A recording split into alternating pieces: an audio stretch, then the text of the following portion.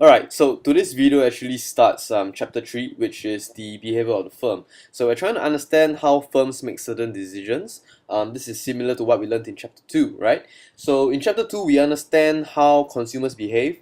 Now we're just trying to understand how firms behave and how they make certain decisions, alright? And we're going to use the Isocost and the Isoquant to help us understand this. And of course, we always begin by asking ourselves, so what does the Isocost and the Isoquant mean? Alright, so let's explore that into further detail. Let's begin with the isocost. The term iso here is actually a Greek word that means same. So the isocost basically translates directly into same cost. It is a graph that shows all the combinations of inputs given the same cost budget. Notice that the word same is in the definition of the isocost, and that's why it's called the isocost, right? So when a firm wants to produce certain goods, it's going to need some resources, okay? And those are the inputs that I'm referring to. In general, we're going to take a look just at two types of resources. We're going to take a look at capital, which is denoted by a capital K, and labor, which is denoted by a capital L. And to employ these kinds of resources, the firm is going to incur some kind of cost, which we denote as C0, C1, or C2, right? So this denotes the different levels of cost that the firm can actually incur. So for labor, we pay labor wages, right? So it's denoted by a capital W, and W here refers to the nominal wage. And as for capital, we actually incur a interest rate cost. Now, just let me explain why the cost of capital is actually the interest rate. It is because there is an opportunity cost of not putting this money into the bank to earn that interest rate. Instead, the firm is taking this amount of money and putting it into machines, vehicles, stuff like that to create those goods. That is why the opportunity cost of capital is actually the interest rates. Okay, so I can actually represent the ISO cost in a mathematical equation as well. It would be the total cost is equals to the wage rate times the amount of labor plus the interest rates times the amount of capital that we employ. Okay, to illustrate the isocost, we're going to need a graph with labor on the horizontal axis and capital on the vertical axis. It is going to be a straight line because we're actually referring to a linear combination of inputs, right? And the horizontal axis, the intercept, is going to be the total cost divided by the nominal wage, and this is the total amount of labor if 100% of my cost goes into labor. And this vertical intersect over here is the total cost divided by the interest rates, and it is the total capital that I can get if 100% of my cost is allocated to just capital. Alright, so I think this is pretty straightforward. Now the slope of the isocost is actually the wage rate divided by the interest rates. I'm not going through this in so much detail because I think by looking at all this stuff, you actually recall chapter 2's concept of the budget constraint. It is very, very similar to the budget constraint. And if you're going to compare the budget constraint with the isocost, let's take a look at what the budget constraint wants to do. It wants to go upwards, right? Because the consumer having a higher budget will actually let him buy more good X and good Y. However, for an isocost, he actually wants to move inwards. Why? Because to achieve a lower cost, you just move towards the origin, right? And that is what the firm is trying to do. It is trying to minimize its cost. We'll go into that later. Now let's talk about the isoquant. And again, iso here refers to same, and quant is of course quantity, so it means same quantity. So the isocost is actually a graph that shows all the different combinations of inputs that a firm is going to require to produce the same quantity of a particular good. Okay, just let me show you different combinations of inputs. So maybe we have 10 units of labor and 20 units of capital, or 20 labor and 15 capital, or 30 labor and 5 capital. It doesn't matter which one of these bundles, the firm can use this to produce X naught amount of goods, for example. So maybe X naught is say 15 units of X. If you're going to increase the quantity produced to X1 or X2, they're going to have to increase the amount of inputs that they put into the bundles, right? So in conclusion, all these bundles here can actually produce X naught amount of X. Okay, so that's what it means by the different combination of inputs that produces the same quantity of a particular good. So let's look at this in a graphical approach. All right, so you've got labor and capital here on the axes. The graph here is a convex graph. Okay, it's a convex curve that you see here, and this represents x naught. So x naught over here refers to the quantity of good x that is being produced. So one curve here represents one quantity. So at point A, I am using K naught and L naught amount of labor, and at B, I'm using K1 and L1. At point C, I'm using K2 and L2. So it doesn't matter whether I'm at A, B, or C, I can still produce X naught amount of X. Okay, so it depends on what the technology is, right? And to produce more quantities of X, I just have to, draw the isocost that's going higher. And the higher that the isocost is going, it just means that more X is being produced. The reason why the curve is a convex curve is because of the marginal rate of technical substitution. Now, this is very similar to Chapter 2's concept of the marginal rate of substitution. So if you're not exactly sure, I recommend that you go back to Chapter 2 and you explore the video on the indifference curve itself. And another important thing to take note is that the isoquants cannot intersect at all. Alright? So now that we've gone through this portion of the isoquant, I'm sure that you will find it very similar to Chapter 2's concept of the indifference curve. Alright, so if you're just going to understand this from an indifference curve point of view, the isoquant is something that is actually very easy for you to understand. Now, we're going to compare this with the isoquant. We know that the indifference curve wants to move upwards because higher indifference curves means high utility. Well, but this is not the case for the isoquant. The isoquant doesn't necessarily have to keep moving upwards, so you gotta take note of that. Okay. Going on a higher isoquant basically means higher quantity of a good being produced. And if you're gonna produce a lot of a particular good, it doesn't always mean that it's good. Maybe you're producing at a loss and you're not able to sell the excess goods that you have produced. So just remember, okay, the isoquant doesn't always have to keep moving upwards. Now, the next thing we're going to discuss is rationality of the firm. Okay, we have already identified how a consumer can be rational by maximizing their utility. Now, let's look at how the firm behaves rationally. Now, the firm behaves rationally when it achieves this thing called productive efficiency. Now, what the hell is productive efficiency? When a firm is productively efficient, what it means is that the firm minimizes its costs given that they produce a certain quantity of the good that they are trying to produce. Okay, and this is regardless of the market structure they are in. We're going to talk about market structure more in Chapter 4, so just hang in your seats, alright? We know you guys are eager to learn, but we're going to take this step by step, yo! Alright, so ask yourself, why would a firm want to minimize its cost? Well, this might be very obvious to some of you, but to those of you who don't really understand why, it is because the firm wants to maximize profit. That is the objective of any business in the world. I mean, unless they are a non-profit organization. Well, I mean, it's subjective, right? But we'll talk about it next time. So when you maximize profits, what you need to do is you need to understand that profit is equals to revenue minus cost. Okay, and if you're going to reduce the cost to its minimum level, then of course your total profits is going to be much higher. We're going to talk about profits more in Chapter 4 as well. We're going to be talking about market structures in Chapter 4, but right now we got to focus on the firm itself, alright? We got to focus on what the hell the firm is doing. Okay, so let's take a look at the next pointer. We're going to explore how a firm makes certain choices of production. Okay, and when we talk about choice, the firm is actually deciding how much of a certain good it is actually going to produce. Now let's explore this. We know that the firm is going to maximize its profits given certain market conditions. So let's assume that it has studied the market, understand the market, done its market research, and it knows that it has to produce X naught amount of X in order to maximize its profits. So it's going to choose a combination of capital and labor, and this combination has to minimize its cost. So how does it actually determine what is the amount of capital and labor to minimize its total cost? Well, it is basically going to use the isocost and the isoquant. So you see, this is where economic tools become pretty useful for businesses, right? It's not all just theory, and you can actually use it in real life, to some of your surprise.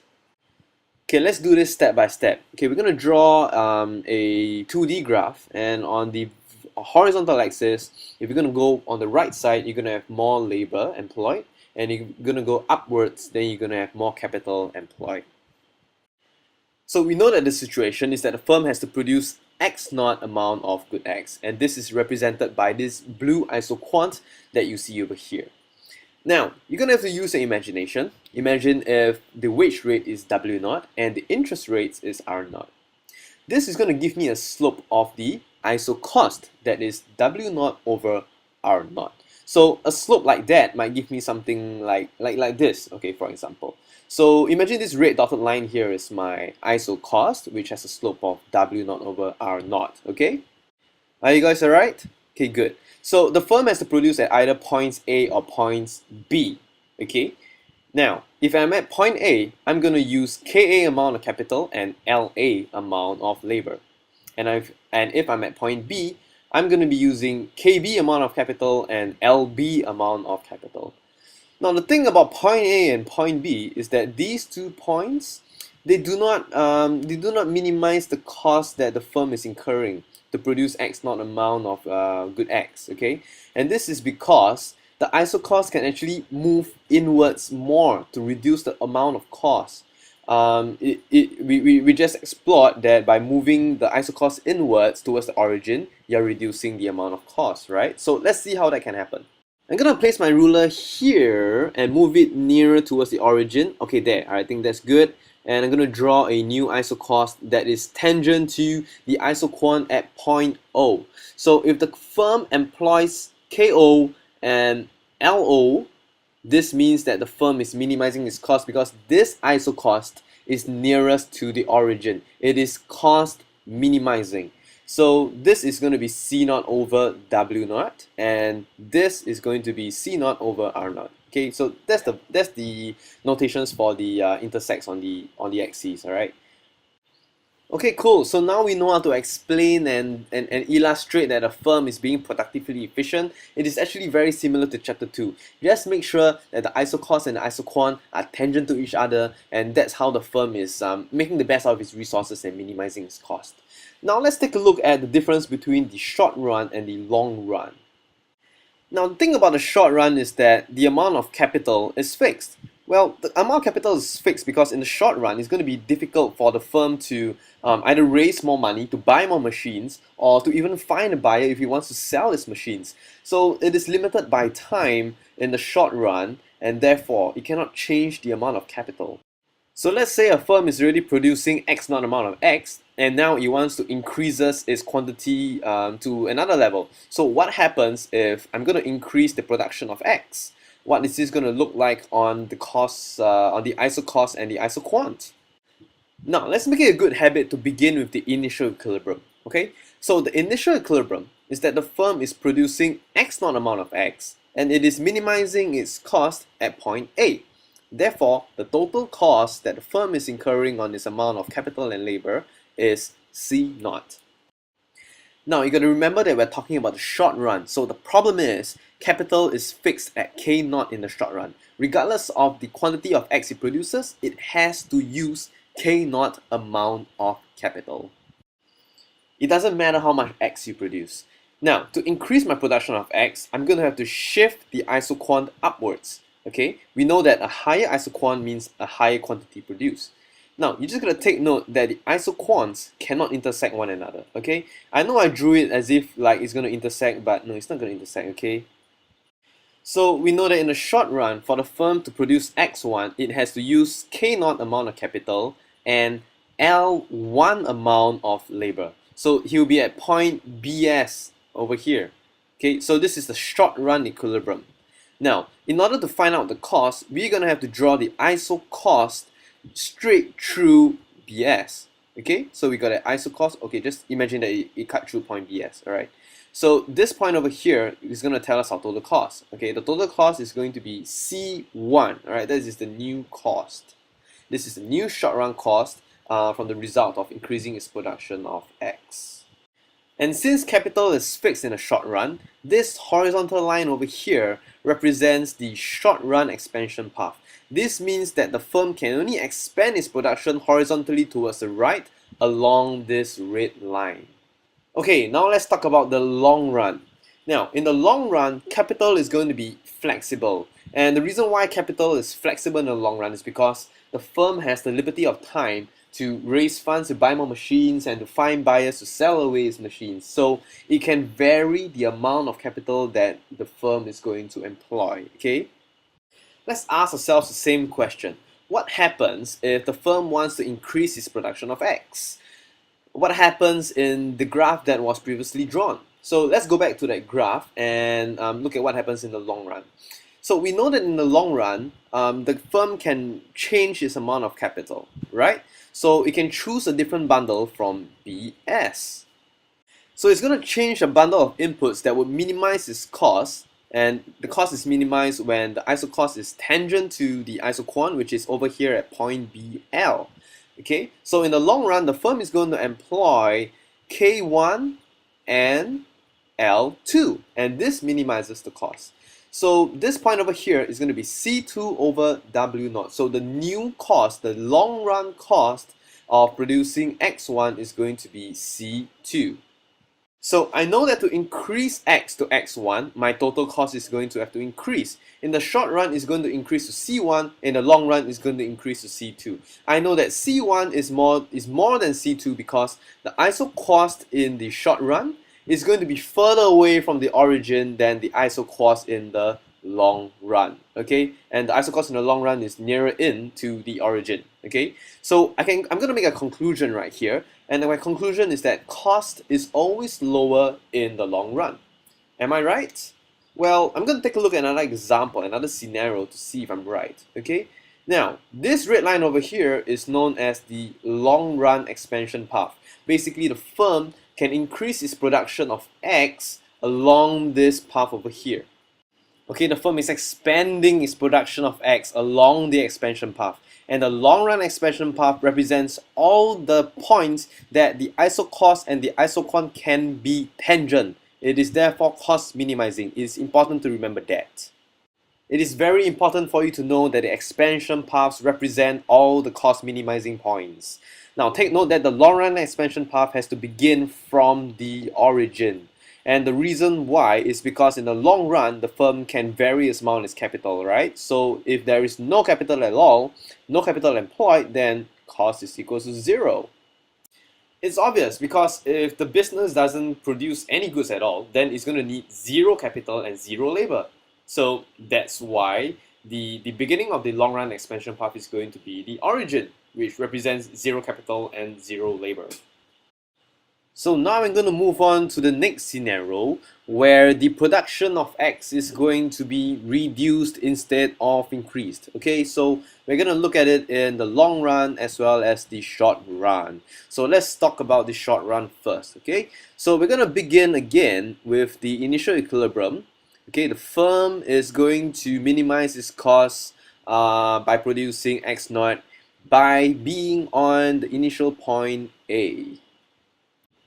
And I'm just going to assume that point A is where the long run expansion path and the short run expansion path is going to intersect. Now, this point over here where the two expansion paths intersect means that the cost is the same for both the long run as well as the short run. Now, this is very, very important for you to know. This is going to help you a great deal with the rest of the videos in this chapter. When production decreases, the isoquant shifts inwards just like that, and quantity produced is now X1. In the short run, the firm is at BS. It can't change its amount of capital. So the isocost is going to look like this. In the long run, it can be on BL. Okay, just a reminder that the expansion path represents all the tangent points between the isocost and the isoquant. So these are all the cost minimizing points.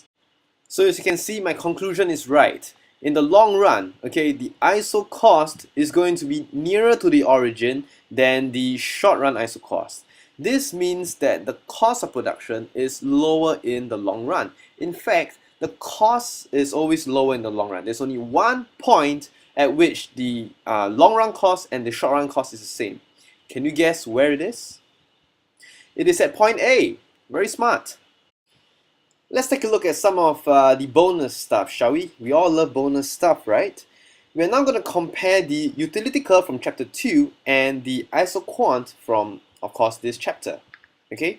Now, the slope of the utility curve is known as the marginal rate of substitution. And to find out the MRS, we're going to take the marginal utility of x divided by the marginal utility of y.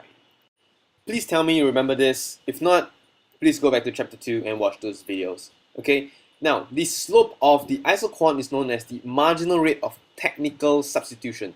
Now, I need you to use some of your rational deductive logic and try and identify what is the formula to find the MRTS. Do you get it? Okay, here's my thought process. If the utility curve measures utility from consuming X and Y, and then the isoquant measures quantity produced from using labor and capital. So obviously my marginal rate of technical substitution should be the marginal product from labor divided by the marginal product from capital. Now you don't exactly have to know what marginal product is right now. We're going to go through that in the later videos. So for consumer, we know that he wants to maximize his utility. And his utility is maximized when the price ratio is equals to the marginal rate of substitution. And this is graphically illustrated when the indifference curve is tangent to the budget constraint. Now, talking about the firm wants to minimize its cost. And this is achieved when the wage to interest ratio is equal to the marginal rate of technical substitution. And again, this is illustrated on the graph when the isoquant is tangent to the isocost. So I hope that serves as a very good summary of what we have learned so far in this video. We're going to move on to the second part of the bonus stuff. We know that the isocost combined together with the isoquant is going to give us the total cost for the long run and the short run for different quantities of X. With the isocost and the isoquant, we can actually derive two types of curves.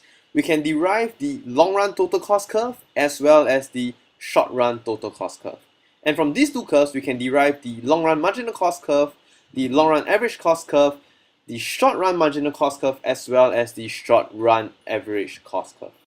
And all these 6 curves that you see over here is going to be illustrated on the graph with X on the horizontal axis and cost in the vertical axis. And basically just insert the 6 curves here respectively. We're going to go through all these curves in the next few videos, okay? But with that, I hope that you've enjoyed this video, and I also would like to thank you very much for studying with Quickienomics.